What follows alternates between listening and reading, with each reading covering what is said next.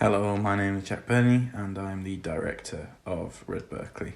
Thank you for sort of joining me on this really bizarre thing that I'm doing in this director's commentary.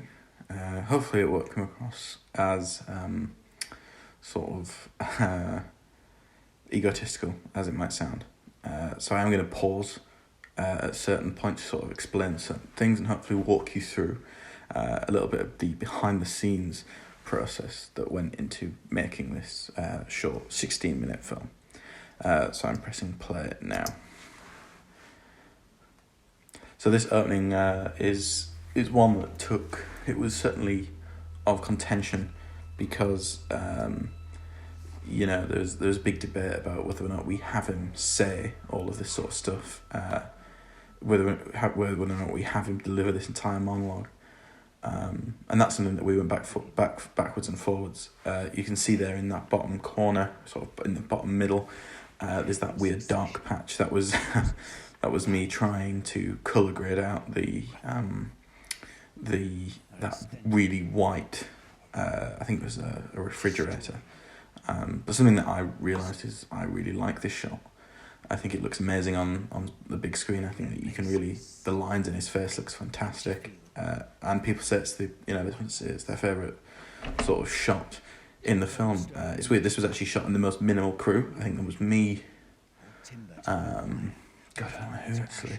I think it was me, David the actor, and probably about one or two other members of crew. Tiny crew for this little thing, and it's literally, the reason why it's shot against this background is because the background originally was going to be the alleyway of which Edward sort of does his thing. But there were people in the background of that shot, and I think there was a party going on. So we decided to go to the other end of the alleyway and face in the other direction. So that's sort of why this shot is the way it is. And to shape the tattered house, woven the silent. So, David really loved this opening monologue. He would sort of ring me up at various stages in the night and say, "Oh, I've had some thoughts about this," which were great from an actor. I think that was fantastic. And this is a mixture of this first half is from Easy Coker, a poem by T.S. Eliot, and this second part is things that I wrote, designed to sort of work into later themes in the film.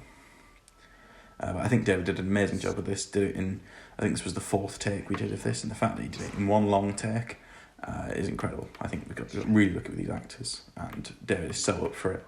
The only word that he couldn't pronounce is Irigi Layat. That's why we fared in like that. This shot, I like the shot. This was a shot again. Me and I think it was Daniel Meyer went up to the hill at the sunset and we shot this shot. So it was really nice. And then we fade into this is the first this shot coming up. This is the first thing we ever shot, and that was really an interesting day on set, because I had Adam, who's a great actor. I think that he did an amazing job with it. So up for anything. We had Sue, who's again fantastic. All these guys were up for everything. I think we did 7 or we might have done more. I think we did maybe 12 takes of the whole thing, and that was an entire run through of the scene. Because I knew I wanted to shoot. I sort of wanted to edit it, and that's how we got to this. This was, I think, the first thing I shot, and it's actually based off of a scene from Penny Dreadful. It's shot from season 3 when Vanessa goes to a psychologist or a therapist. And I got some weird, in the edit reviews, people were saying, "Oh, check that it's in sync," because it doesn't quite look in sync. But that is an effect that we added sort of to get that ghosting effect. I was quite happy with that. The whole point is to sort of to generate a bit of unease about it. And obviously, we have some foreshadowing for later in the film.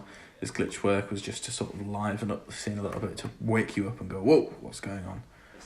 You saw a little bit of ghosting going on there. Great, coming straight at the camera. Love that.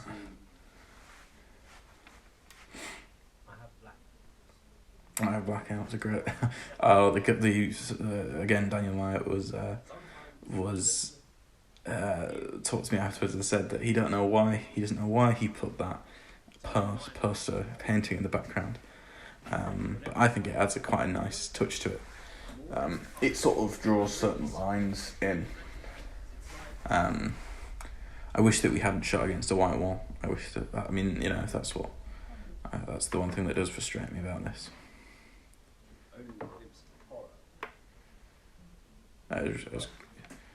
I just loved his performance on this. Again, we got some, because this stuff that's fading in is sort of from, I guess you want to call it a deleted scene, where these black walkers were happening. I think the reason why it was deleted was because when I was on set, I hadn't really thought out that scene. I didn't really know what I wanted to do with it, and therefore I was just free falling on set, and that isn't a very nice place to be in, because it just means that you haven't thought about things as well, and therefore it becomes very difficult to keep crew motivated, because they don't feel like you got direction, and as the director you're there to provide direction to a scene, and when you're free falling and improvising you can't really do that. So I think that's why when I looked at the footage afterwards, I just realised that there's a lot of nothing, so we just sort of put in little bits here and there, little just sprinklings. I think just to recognise, and I think the makeup lady Caitlin did an amazing job with the Black Walkers. When they came out, they were everyone wanted to take a picture of them, and I just wish we'd have got a great close up. That's my regret really from that thing is we shot everything in a wide, so that makeup really didn't get shown off as much as it should do.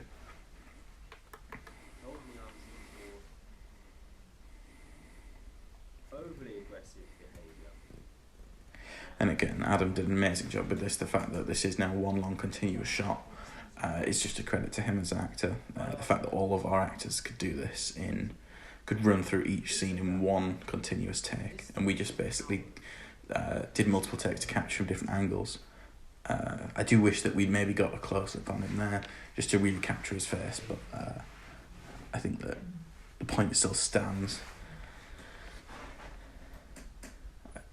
But unfortunately, I think he does come a bit out of focus. The focus was where he was sat. But I'm still happy with the scene. Really happy with the scene. It seems to come a long way from the original footage. Adding all of these effects, these sound effects. That was all just part of the process, and that came with time. And that was something that I'm glad I gave so much time to editing, because I'm glad that I had this time to really flesh out certain ideas and certain concepts.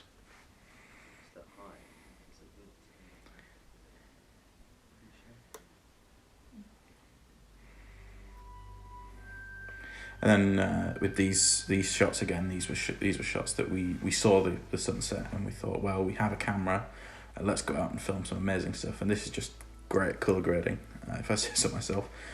Bringing some okay footage into this really sort of angelic footage. And again, this was shot with, I think, 2 people. It was me and Matt Tucker, I think, did this.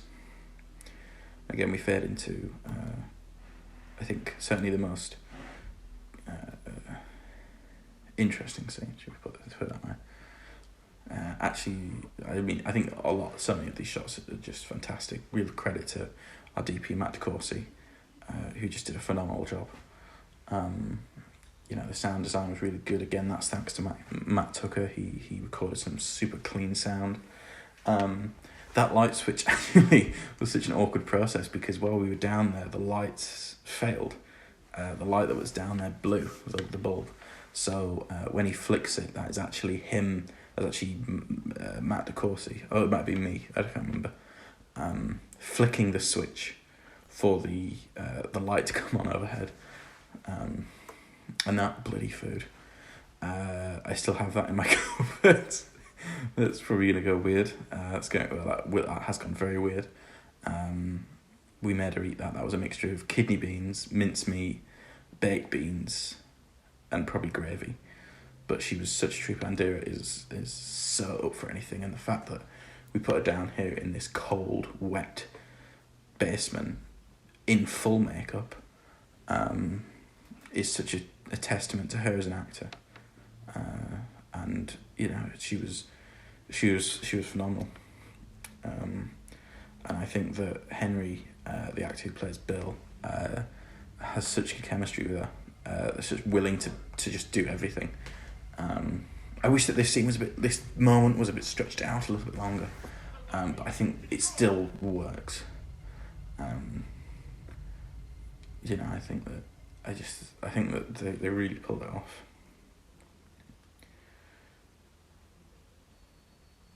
See, there's a camera in that bottom corner. That's not a mistake. That's an intentional thing. That there was originally part of the teaser trailer was going to be that he records her doing certain things, but we ran out of time on the day, and I think we were wrapping about 10 in the evening, and that was quite late, and I think we'd outstayed our welcome in this house.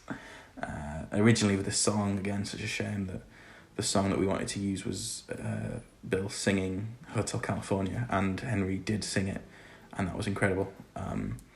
And I think for the next week I had Hotel California stuck in my head, and then every time I was editing this scene I was singing along.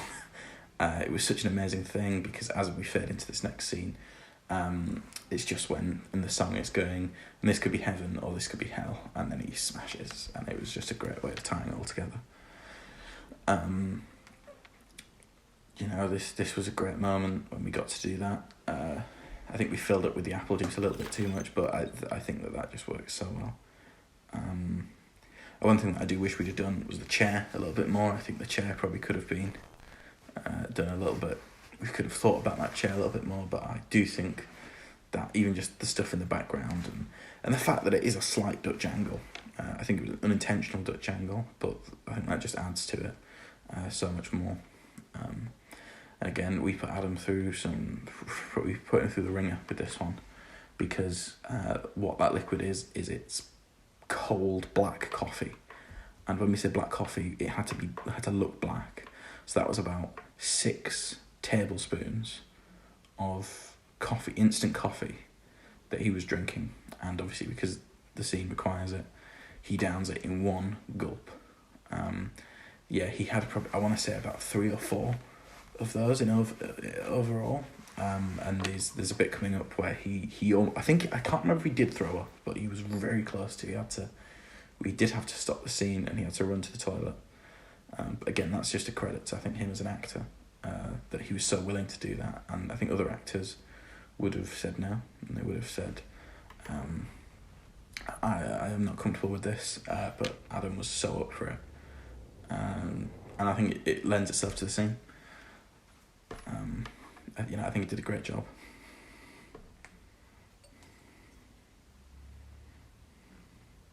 Yeah, I mean, I think it's an actor's dream. You just get to sit on your own and just scream. We got a couple of words from the neighbours just saying, "Is everything okay?" And it's like, "Yes, we're filming it. We're making a short film." And they're like, okay." But yeah, that was a bit worrying. So yeah, this was the take, and he was.